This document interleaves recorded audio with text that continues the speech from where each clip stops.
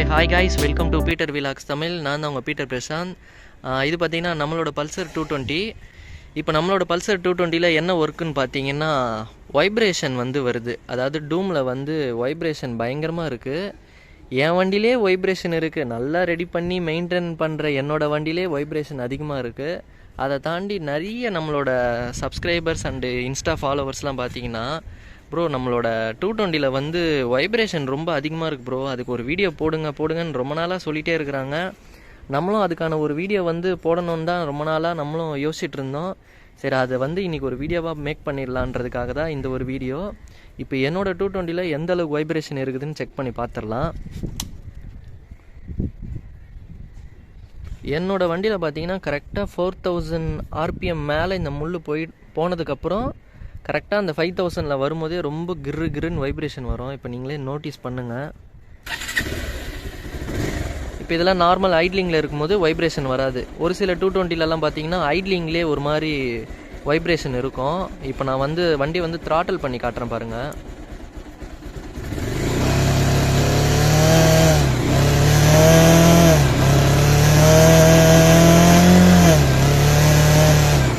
அதாவது இந்த 1, 2, 3 வந்து வைப்ரேஷன்லாம் எதுவுமே இருக்காது. கரெக்டாக இந்த 4, 5 தான் வந்து கரெக்டாக வைப்ரேஷன் வந்து அதிகமாக இருக்குது.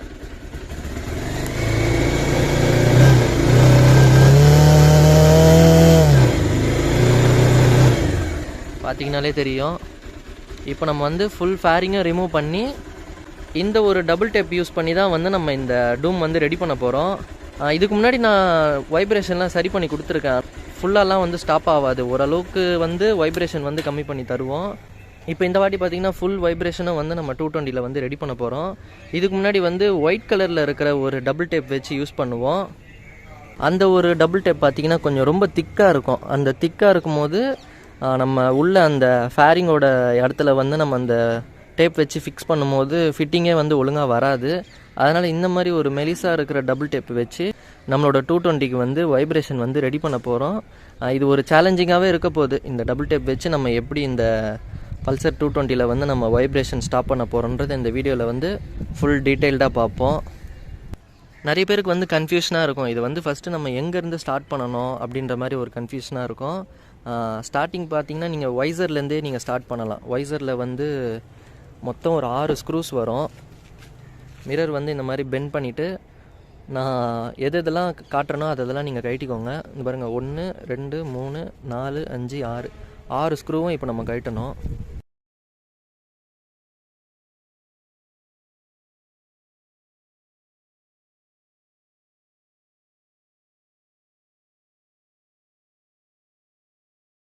வைசர் வந்து நம்ம கழட்டிட்டோம். இப்போ நெக்ஸ்ட்டு ஃபேரிங்கில் வர ஸ்க்ரூஸும் கழட்டணும். இந்த சைடு 1 இருக்கும், அதுக்கப்புறம் இங்கே 1, இங்கே 1, இங்கே 1 இருக்கும். இந்த சைடு ரைட் சைடு மட்டும் 4 இருக்கும். அதுக்கப்புறம் லெஃப்ட் சைடு 4 இருக்கும். இங்கே 2, இங்கே 1, அதுக்கப்புறம் இங்கே இந்த 8 ஸ்க்ரூஸும் இப்போ நம்ம கழட்டிடலாம்.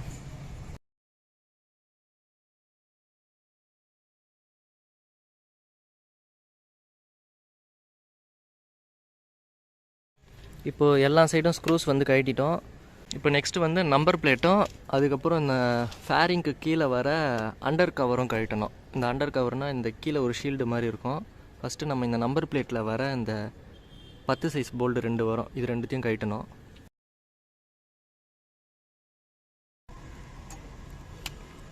இப்போ நெக்ஸ்ட்டு இந்த அண்டர் கவர் இந்த ஷீல்டு வந்து கழட்டினோன்னா இந்த இடத்துல 2 ஸ்க்ரூ இருக்கும். அதே மாதிரி இந்த சைடும் இருக்கும்.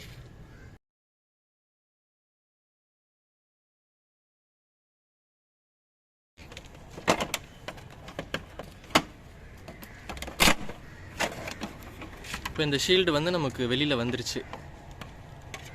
இப்போ நெக்ஸ்ட்டு வண்டியில் இருக்கிற இந்த 2 சீட்டை கழட்டணும். அதுக்கப்புறம் இந்த சைடு பேனல் கழட்டணும், ரைட்டு லெஃப்ட்டு. அதுக்கப்புறம் இந்த டேங்கையும் கழட்டணும். ஏன்னா இந்த டேங்க்குக்கு உள் பக்கமாக வந்து ஒரு சில போல்டு இருக்கும். அதெல்லாம் டேங்க்கு கழட்டினா தான் வந்து நம்மளால் ஈஸியாக கழட்ட முடியும். இப்போ நான் சீட்டும் 2 சைடு பேனலு டேங்க்கை ரிமூவ் பண்ணிவிட்டு நான் உங்களுக்கு காட்டுறேன். இப்போ பார்த்திங்கன்னா நம்ம சீட்டு சைடு பேனல் கழட்டிட்டோம், டேங்க்கும் வந்து வெளியில் எடுத்துட்டோம். இப்போ ஃபேரிங்கோட உள்பக்கமாக போல்டு இருக்குன்னு சொன்னோம் பார்த்தீங்களா, அது இது தான். இந்த இடத்துல ஒரு 8 போல்டு இருக்கும், 8 சைஸ் போல்டு. அதே மாதிரி இந்த பக்கமும் இருக்கும். இந்த ஒரு போல்டும் இந்த ஒரு போல்டு, இது 2மே கழட்டிக்கலாம்.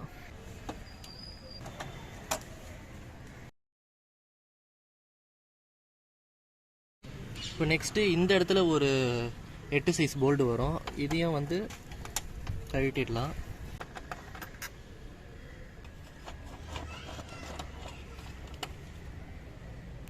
இப்போ நெக்ஸ்ட்டு 10-11 ரிங்ஸ் எடுத்துக்கோங்க. இப்போ வந்து இந்த மீட்ரு இருக்குது பார்த்தீங்களா, இந்த மீட்ரு வந்து ஒரு கிளாம்ப் மாதிரி வச்சு ஃபேரிங்கோட ஸ்ட்ரக்சரில் லாக் பண்ணியிருப்பாங்க. அது வந்து ரொம்ப உள்ளே இருக்கும், கழட்டுறதே ரொம்ப கஷ்டம். இந்த மாதிரி 10-11 ரிங்ஸ் இருந்தால் உங்களுக்கு வந்து ஈஸியாக கழட்டலாம். கரெக்டாக அந்த இடத்துல ஒரு போல்டு தெரியுது பார்த்தீங்களா, நான் ஜூம் பண்ணி காட்டுறேன்ல, அந்த ஒரு போல்டை தான் வந்து கழட்டணும். அதுக்கு வந்து வண்டியை வந்து இந்த மாதிரி ரைட் சைடு திருப்பிட்டோம்னா இந்த இடத்துல நமக்கு கொஞ்சம் கேப் இருக்கும். அதனால் கீழே வந்து நம்ம இந்த பக்கமாக கை விட்டு அந்த 10 போல்டை வந்து நம்ம கழட்டலாம். அதே மாதிரி தான் அந்த பக்கமும் இந்த சைடு தெரியுது பார்த்தீங்களா, அதுவும் அதே மாதிரி லெஃப்ட் சைடுக்காக ஹேண்டில் பாரை திருப்பிட்டு இந்த இடத்துல கொஞ்சம் கேப் வரும். அப்போ இந்த ரிங்ஸ் வச்சு நம்ம கழட்டிடலாம்.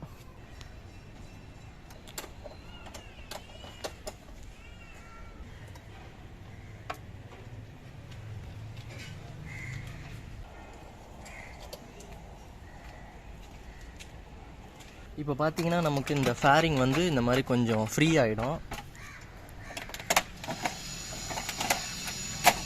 இப்போ பார்த்தீங்கன்னா இந்த மீட்ரு கவர் வந்து அப்படியே மேலே வந்துடும். இப்போ நம்ம உள்ளே ஒரு 10 போல்டு கழட்டணும் பார்த்தீங்களா, அதோட போல்டு வந்து இந்த இடத்துல தான் லாக் ஆகும்.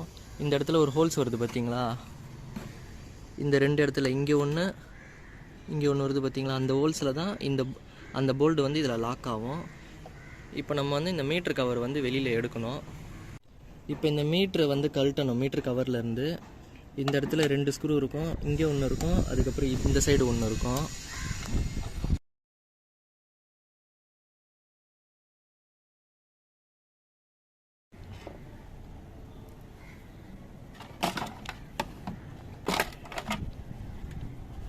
அவ்வளோதான். இப்போ பார்த்தீங்கன்னா நமக்கு மீட்ரு தனியாக, மீட்ரு கவர் தனியாக தனித்தனியாக வந்துருச்சு. கைஸ், இப்போ நம்ம மீட்ரு கவர் கழட்டினதில் ஃபேரிங்கோட இடம் வந்து கொஞ்சம் நல்லா ஃப்ரீ ஆயிடுச்சு. நம்ம ஆல்ரெடி எல்இடிலாம் போட்டிருக்கோம், அதெல்லாம் எவ்வளோ நல்லா நீட்டாக பண்ணியிருக்கோம் பாருங்கள். இப்போ வந்து நமக்கு இந்த இடத்த எதனால் காட்டுறேன்னு பார்த்தீங்கன்னா, ஒரு சில இடத்துல வந்து போல்டு நட்டு ஒரு சில வண்டியிலலாம் இருக்காது. நான் நிறைய வண்டியில் வந்து கழட்டும் போது இது பார்த்துருக்கேன். அந்த மாதிரி வண்டிங்களுக்கெல்லாம் போல்டு நட்டு, கிளிப்பு நட்டு, அதுக்கப்புறம் அந்த ரவுண்டு வாஷரு அதெல்லாம் வரும். அதெல்லாம் போட்டு ஃபிக்ஸ் பண்ணால் மட்டும்தான் வந்து நமக்கு ஃபேரிங்கில் வந்து வைப்ரேஷனே வராது.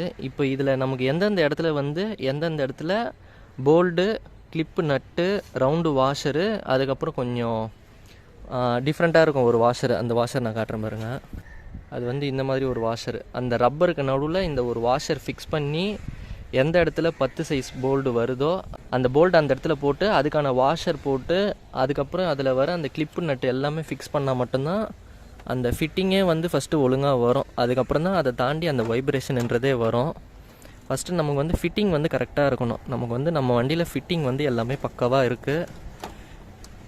இப்போ நமக்கு வந்து எந்தெந்த இடத்துல எந்தெந்த போல்டு வரும்ன்றது எல்லாமே தெளிவாக சொல்லிடுறேன். இப்போ ஃபஸ்ட்டு நமக்கு வந்து இந்த ஹெட்லைட் டூம் இருக்குது பார்த்தீங்களா, இந்த ஹெட்லைட் செட்டு வந்து எந்த ஒரு கிளாம்பில் உக்காருதுன்னு பார்த்தீங்கன்னா ஃபஸ்ட்டு இந்த இடத்துல உட்காரும்.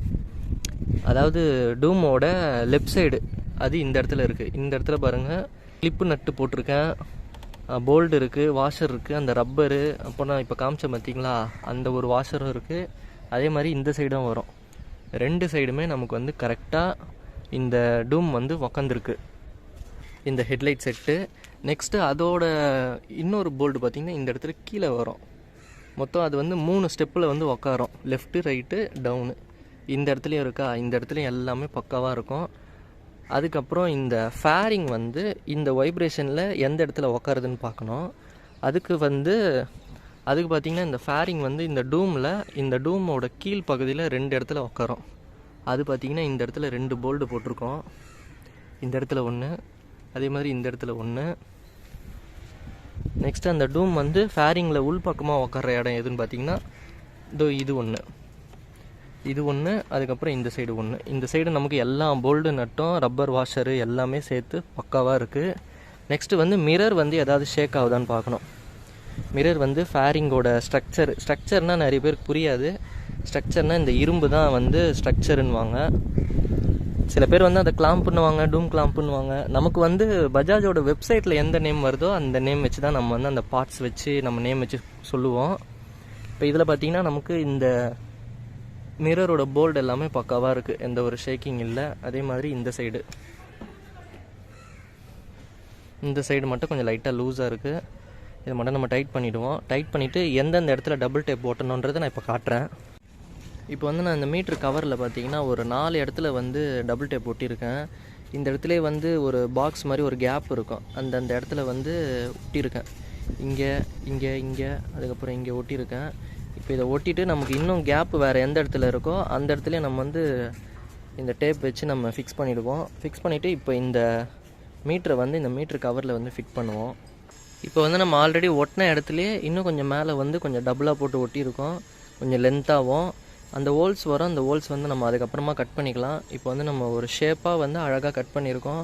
இந்த மாதிரி திக்காக இருந்தால் தான் இது வந்து இந்த உள் பக்கமாக போயிட்டு வைப்ரேஷனை வந்து ஸ்டாப் பண்ணோம். இப்போ வந்து நம்ம அந்த மீட்ரு கவர் வந்து ஃபேரிங்கில் வந்து அழகாக ஃபிட் பண்ணிட்டோம். இப்போ இதில் வர எல்லா ஸ்க்ரூஸும் வந்து ஃபிட் பண்ணிவிடுவோம். லெஃப்ட் சைடு அதுக்கப்புறம் ரைட் சைடு எல்லாமே ஃபிட் பண்ணிவிடுவோம். இப்போ வந்து மீட்டரை சுற்றி வர எல்லா ஸ்க்ரூஸும் ஃபிட் பண்ணிட்டோம். இப்போ இந்த சைடில் வர இந்த 8 சைஸ் போல்டு, அதுக்கப்புறம் கீழே வர போல்டு, அதுக்கப்புறம் இந்த மீட்டருக்கு கீழே வந்த அந்த 10 சைஸ் போல்டு, இது எல்லாமே ஃபிட் பண்ணிவிட்டு உங்களுக்கு நான் காட்டுறேன்.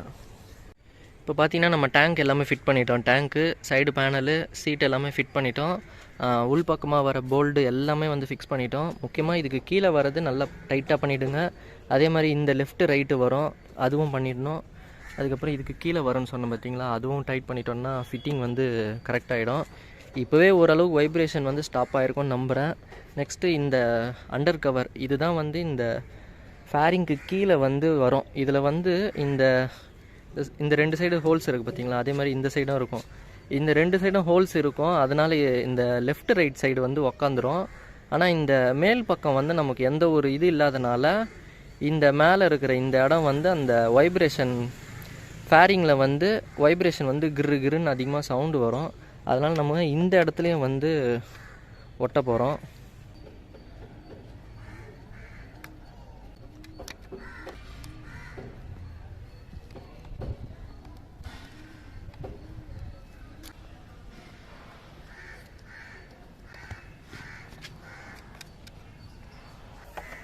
இப்போ நம்ம இந்த இடத்துல ஒட்டியிருக்கிற டபுள் டேப் வந்து இந்த இடத்துல போய் ஒட்டிக்கும். அப்போ நமக்கு இந்த இடத்துல வந்து வைப்ரேஷன் வந்து வராது.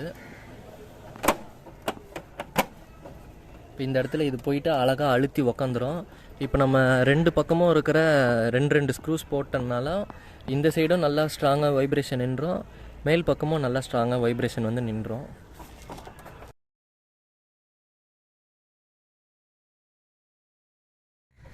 இப்போ next number plate.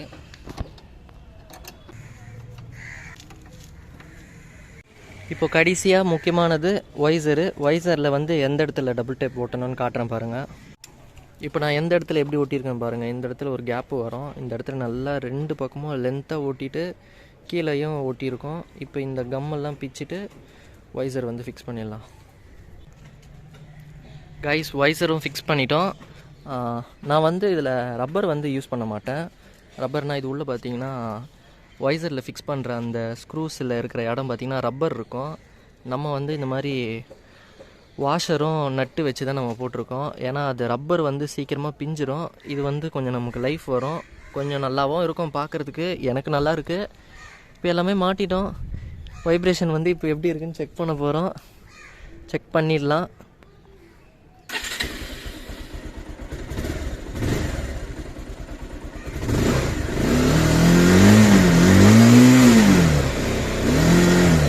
Guys, vibration கம்மியாயிடுச்சு.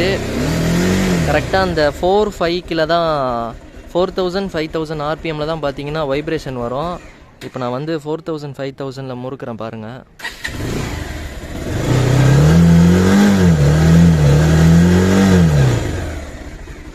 வைப்ரேஷன் இல்லை. நான் இதே நீங்கள் வீடியோலேயே பார்க்கும்போதே பிஃபோர் ஆஃப்டரும் போடுறேன் பாருங்கள், அது எப்படி இருக்குன்னு வைப்ரேஷனு.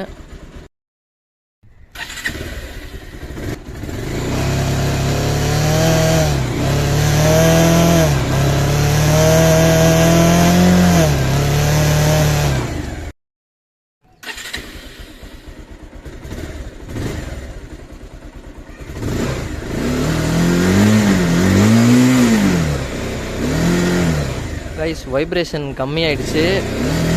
கரெக்டாக அந்த 4-5 தான் 4000 5000 ஆர்பிஎம்மில் தான் பார்த்தீங்கன்னா வைப்ரேஷன் வரும். இப்போ நான் வந்து 4000 5000 முறுக்கிறேன் பாருங்கள்.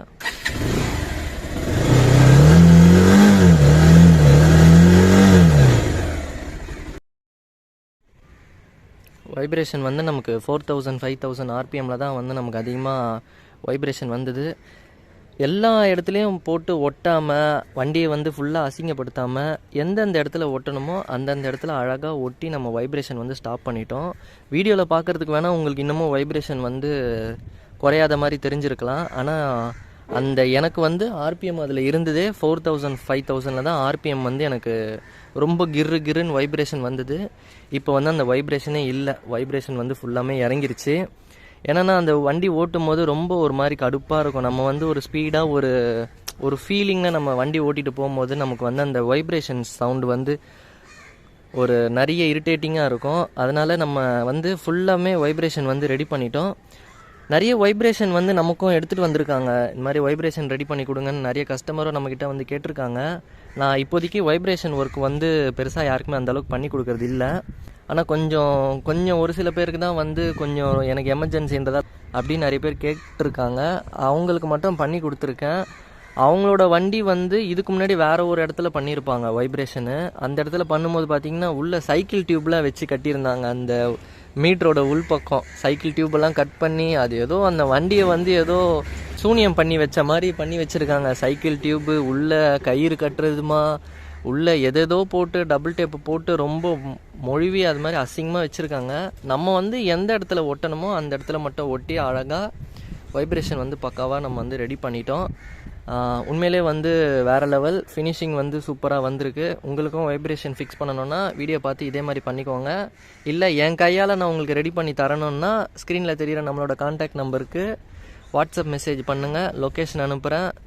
லொக்கேஷனுக்கு வந்து அழகாக வண்டி ரெடி பண்ணிட்டு போங்க. ஓகே, நம்மளோட யூடியூப் சேனலை சப்ஸ்கிரைப் பண்ணிக்கோங்க. Ta-ta, bye bye. அதுக்கப்புறம் நாளைக்கு பார்க்கலாம்.